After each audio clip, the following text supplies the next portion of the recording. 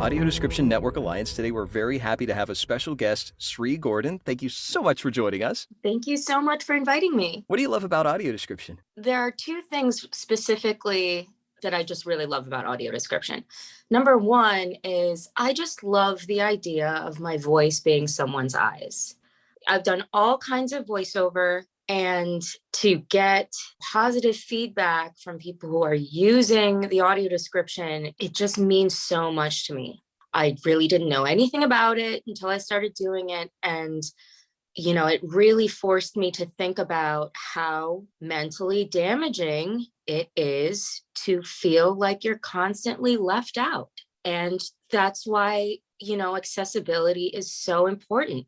It's really mentally damaging to not be able to participate, to hear these things that everybody else is talking about and have no accessible option, and to feel like people are not listening to you in terms of what you need in terms of accessibility. And it just means so much to me to do this kind of voiceover because I think it's so important. And the second thing that I love about audio description is really not my job. I work with Liz Gutman, who is one of the best writers in the world. And it is such a pleasure to narrate her work. One thing that she does that is just so writing good audio description, I feel like, is trying to write, for example, like a very, very structured poem. It's like writing a sonnet. It's like writing a villanelle, because you have this raw content that you're trying to convey within the confines of this structure. It is such an art form. And the way Liz manages to, first of all, she has these beautiful descriptions of just what you're looking at, right? The sun rises over a green hill. I mean, she has this beautiful, poetic, visceral, physical descriptions. And then she has this beautifully nuanced description of the acting, the emotions that are being conveyed. For example, in that red light, green light part of Squid Game, there are these moments where she has like an extra half second to work within the action, and she will choose that second to describe what 101 looks like, describe what player 67 looks like. And it's just, I could not say enough nice things about Liz. And what an honor to be able to work on that show specifically because of all the visual elements of it, and being able to bring Liz's words to life in a way that you're able to. I'm curious about that experience because you did all episodes of Squid Game. I barely even know what to say about the opportunity to have done the AD for Squid Game. I mean, it was so humbling that I couldn't believe it. And I have done about 60 projects for Netflix. Not all of them were audio description, but a great deal of them were audio description. And this was still the most challenging audio description I had ever done, because Eric really directed me to, and by the way, that is Eric, the director of audio description at IDC. Brilliant, brilliant director. Could not say enough nice things about Eric. Also, shout out to my audio engineers. Antonio Pineros did the mixing for this. He's incredible. I've also worked with Pascal. I don't remember Pascal's last name, but there's Pascal. And also a shout out to Aaron DeWard for bringing me to IDC, and my buddy Steve Kellner. I also have the privilege to work with some of the most incredible audio engineers, I think, in the world. It's just so amazing to feel like I'm supported in doing my best work. And Eric said, I really want you to act this like an audiobook. And it was so rewarding. It was very, very difficult, because I am a very emotional person, and you can't get all tearful and snotty when you're trying to record. You have you got to keep those sinuses clear. You can. So, there are definitely moments when I had to stop for a second, because Squid Game is so relentless on your heart.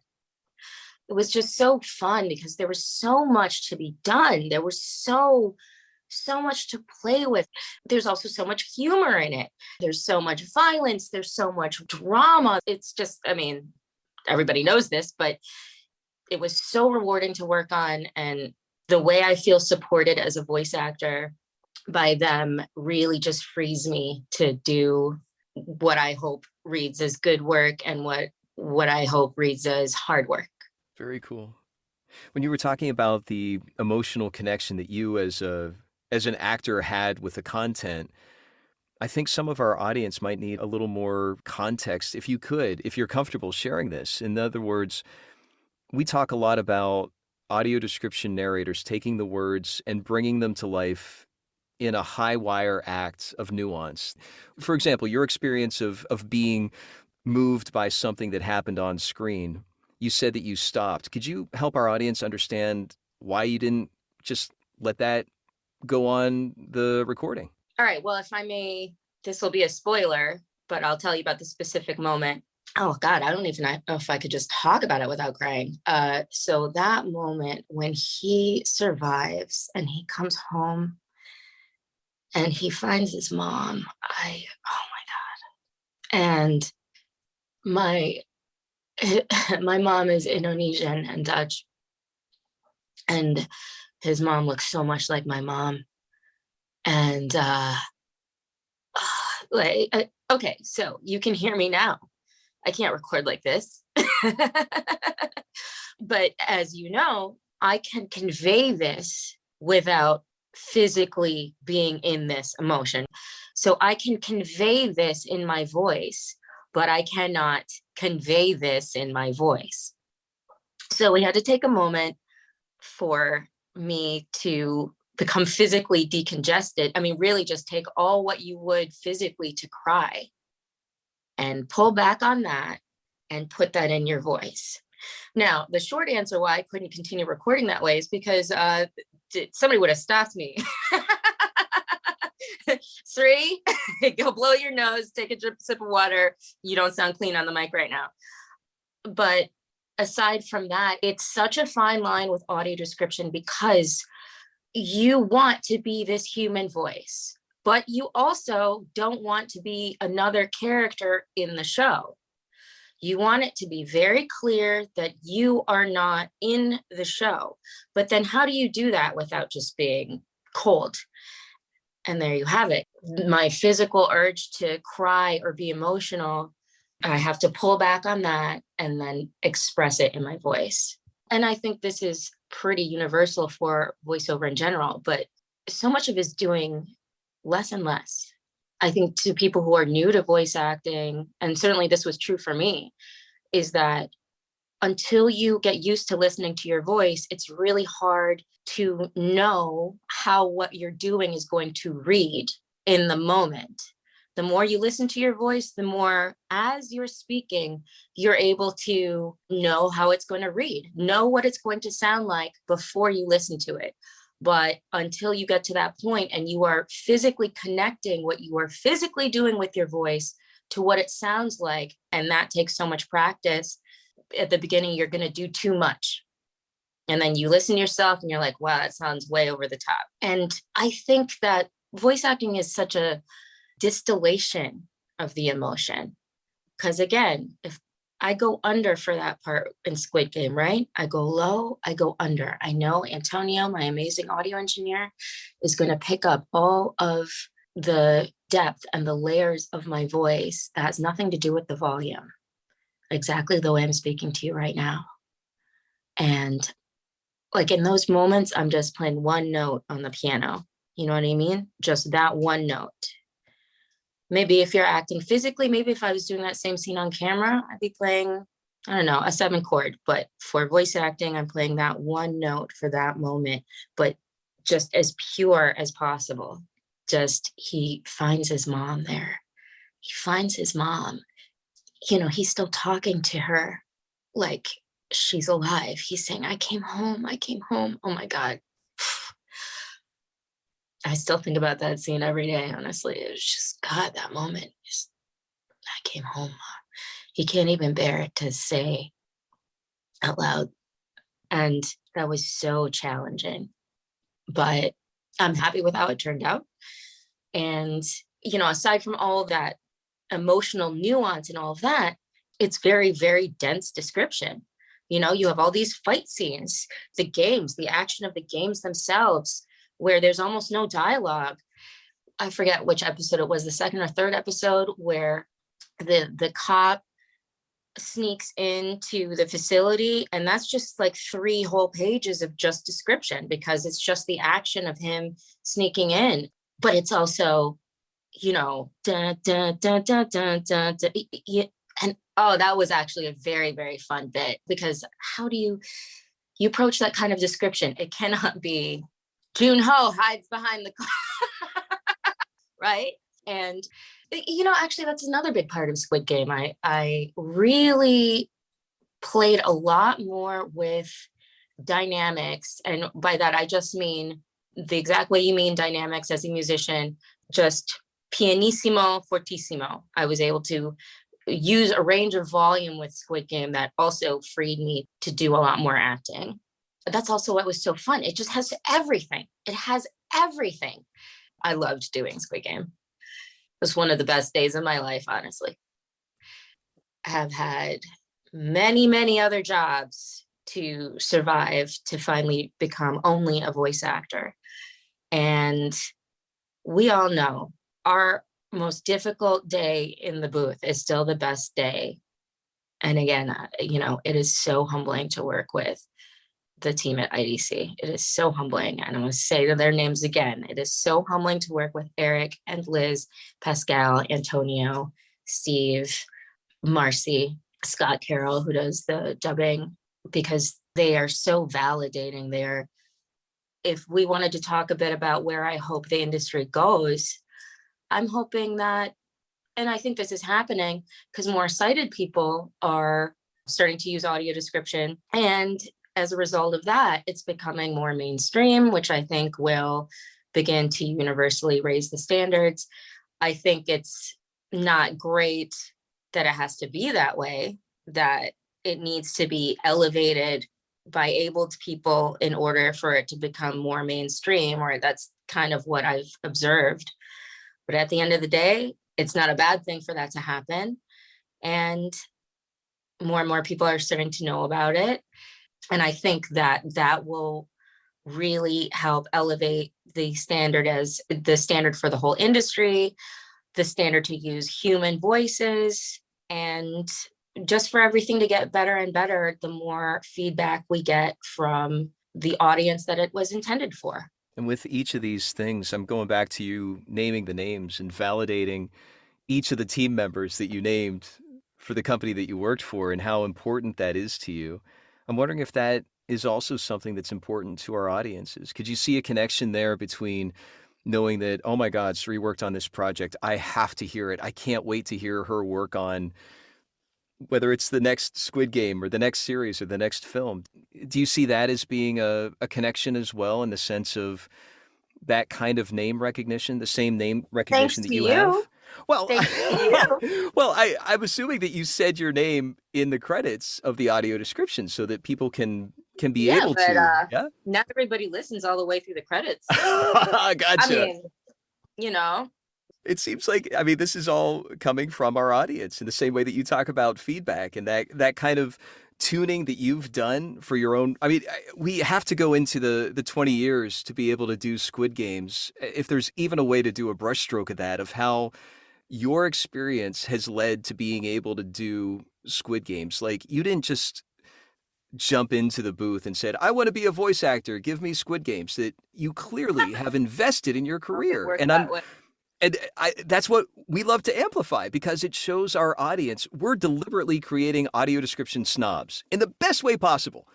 It's like, let's educate that this isn't just a light switch that turns on and off. You've got audio description, you don't. You've made it so clear the different contributions, that the many different roles that your company has brought to being able to bring Squid Game so that our audiences can have the same immersive experience that a sighted audience has. Yes, exactly. The same quality of experience. Exactly.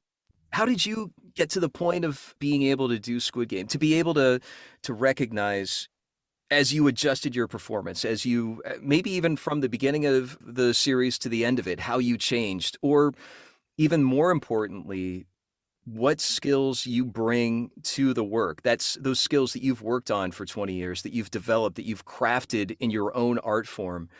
How has that contributed to you being able to deliver in a way that this company is able to bring to life to our audiences? I have two answers to that basically. Now to shout out some other people.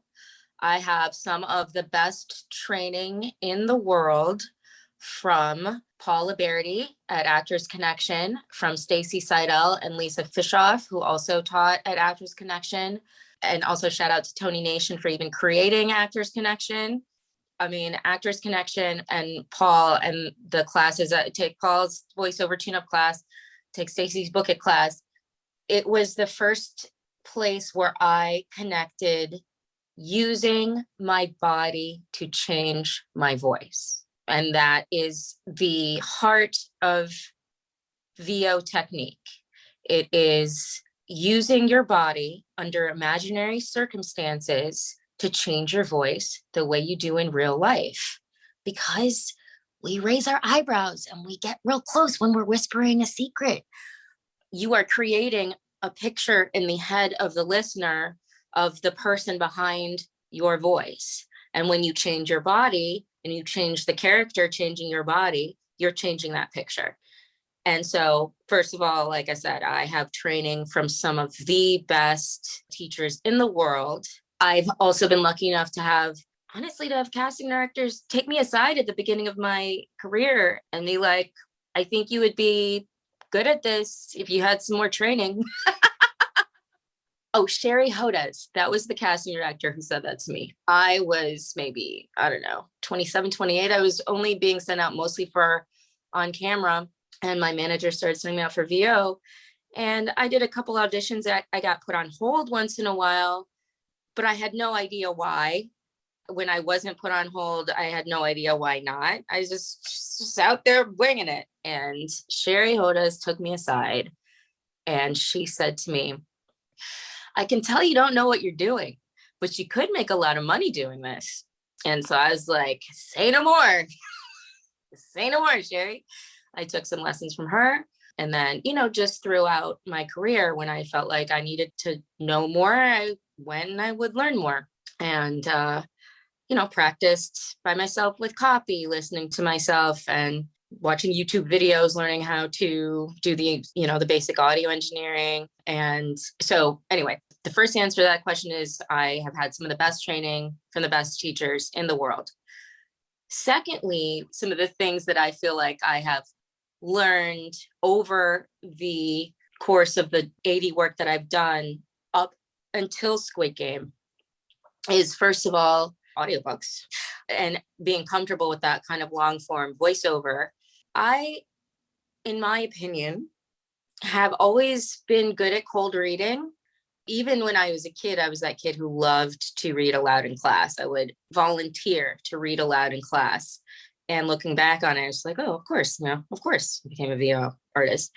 But then audio description, at least the way we record, also requires a lot of stamina. It's one thing to cold read for an hour. It's quite another thing to cold read for 5-6 hours straight. And if you can't do it with a fair degree of accuracy, it's just too exhausting for everybody. And then combine that with the fact that you are also acting. And then oftentimes I will be switching back and forth between AD and subtitles. So you'll be like audiobook acting to match the subtitles, also cold. So the very first audio description job I ever did was the second season of the Kaminsky Method. Now, when we're doing it, see, the thing is, it's not very dense. And it's also not that there are not nuances in the Kaminsky Method. Obviously, there's very dramatic moments, lots of very heartfelt moments, but it's a comedy. And there's not a whole lot of fight scenes, and there's not a whole lot of choreography. So I did that first job. I was like, okay, I'm right. I can do this. Okay. So my second job was Daybreak. And I am looking at these pages and pages of these fight scenes, like paragraphs of cold reading. Kaminsky Method is just 2 or 3 sentences at a time. We're looking at pages of court. And I was like, oh, okay. All right. Let me put my hair up for this. So that's when, and that's when I really understood this really is. And then I just kept doing more and more different kinds of projects, which I did cheer and I did spinning out. Again, whole paragraphs of complicated, I'm doing the AD of cheerleading choreography as it's happening, super, super fast, right? Completely cold. And then I also did Blackpink, Light Up the Sky. That was the K-pop band documentary. And then that one also had to really get good at going back and forth between subtitles and AD, and also instantly trying to match my subtitles to them speaking, to how they are speaking. If they're acting a certain way, I'm trying to act the same way, but I'm not seeing it beforehand. I'm doing it as I'm watching it. I did some more dramatic stuff, like I did All the Bright Places. I did the half of it.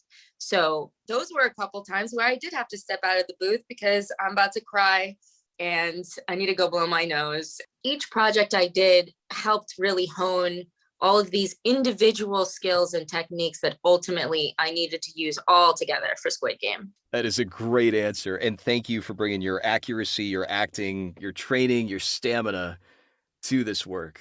As you said, it helps elevate to make sure it is in parity to what sighted audiences do. And exactly. And how great to be able to get that best training of all, to be able to deliver that in the way that you have. It's so enjoyable to hear about this. Where do you, and I think you've already kind of answered this, but I'm so curious if you could share where you personally would love to see audio description go beyond what you've already mentioned in this interview. Or maybe you've already covered it. See, the funny thing about that is that I'm also still learning about it. Like, for example, now that I'm on Twitter, because Questlove gave me that shout out for that audio description. Mm-hmm. And I'm telling you this from the afterlife because my soul left my body. I can imagine. Bro, could not believe that. But I also didn't know that there was already so much live audio description available for live performances. And honestly, that's something I want to get into. But also, I think it should become more mainstream for art. I think the next phase of audio description will be like when you're touring a museum and, when you're a sighted individual and you can have that recording telling you a background of the painting, you should also have some AD describing the painting itself so that people who cannot see don't have to feel like museums are not for them. Someone who cannot see should still be able to experience a Van Gogh painting, should still be able to experience it. And I think that is the next place it's going to go, for that type of audio description to be less of an afterthought, because I think it's pretty widely accepted or considered for live performances, for ballet and choreography and theater and stuff like that. But for purely visual content, I think that is, the next, hopefully burgeoning part of the industry. Very cool. Maybe you should spearhead that, Roy. Maybe there's a few things that we could talk about. I think there's a lot of great conversations happening in all aspects of audio description when it comes to video games. Of course. There's trailers for video games that have audio description, and there's one of the games that I like to play called The Last of Us, which is so creepy and scary and horrible and impactful and emotional. The accessibility of that has really, they don't have the cutscenes yet, but it's accessible and blind people can play it. And it's like, these are the kinds of things, these conversations are now happening in that level. And it's, like you said, it's like, it's making this connection all the more real, and it's exciting. It's so cool. It is just the most meaningful kind of voice acting for me. We got some feedback for Squid Game that I will never forget. It's just such fulfilling work. Is there anything else you'd like to share with our audience? One last shout out to Eric Wickstrom, Liz Gutman, Pascal with the complicated last name, Antonio Pineros, Steve Kellner, Andre Marcy at IDC, the International Digital Center, the gold standard for quality audio description, and Scott Carroll. Very good. And again, Actress Connection, Paula Beardy, Stacey Seidel, Lisa.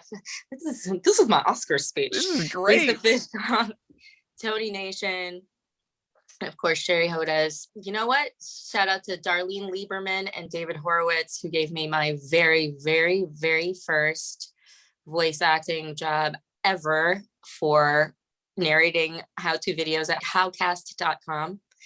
And also shout out to Luke Crow and Catherine Crow. She is a friend of mine, hires me for Quite Frankly Productions. And Luke Crow was my boss at Backstage Magazine for 10 years, where I was a casting editor. And he always let me go out on auditions. You've surrounded yourself with some really incredibly excellent people. I'm very, very lucky. I'm a very lucky person. And I have a lot of people who are very professionally validating. Oh my God, shout out to my agent, Marcy, on the West Coast, and Jonathan Reiner, my manager on the East Coast, Avanti Talent. And shout out to my former manager, Sandy, rest in peace. And of course, my mom and my boyfriend is very supportive. We have a new puppy, and he took the puppy out so that I could do this interview. Oh, I have to show you my booth. Could you describe it? My studio is a tricked out IKEA wardrobe, and almost no one can fit in it except for me because I'm 5'3". And what happened was I typically built my studios in the closets of my apartment, but the last apartment we lived in, the boiler kicked in for the winter and it had this low grade rumbling and it ruined my sound. And I had had a bunch of auditions the previous week. So I was that chick in the IKEA in Brooklyn, waiting till the coast was clear, literally stepping into the like, can I fit in this wardrobe? Because I couldn't pick a wardrobe and to get it home and find I didn't fit in the wardrobe. So finally I came home with the booth, whatever, the wardrobe, Hamaspar wardrobe, I don't know.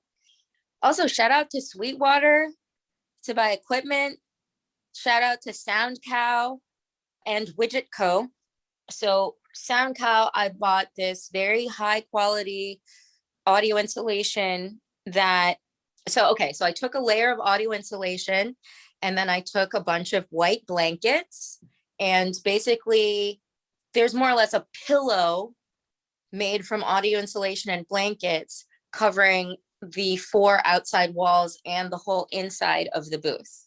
So you have the wooden wall of the wardrobe, and then you on either side you have a layer of insulation. Other side of that you have a blanket.